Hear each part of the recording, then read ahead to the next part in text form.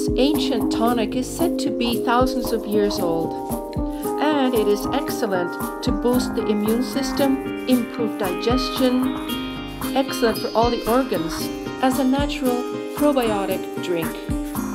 You may enjoy it plain or flavored with fruits and herbs. You may use gloves and make sure all your utensils are nice and clean.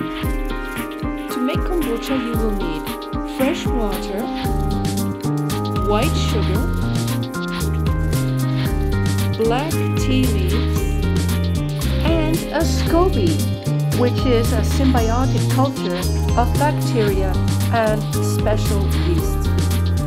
Also, some previously made kombucha tea.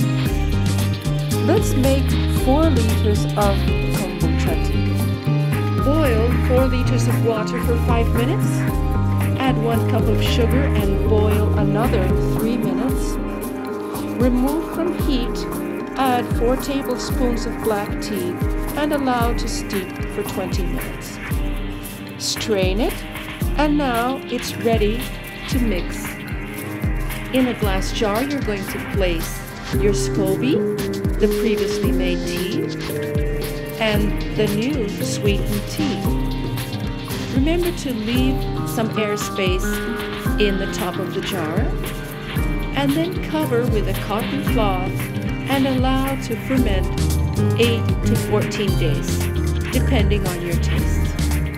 If you would like to make a second fermentation, add 1 teaspoon of natural sugar to each liter in a new bottle.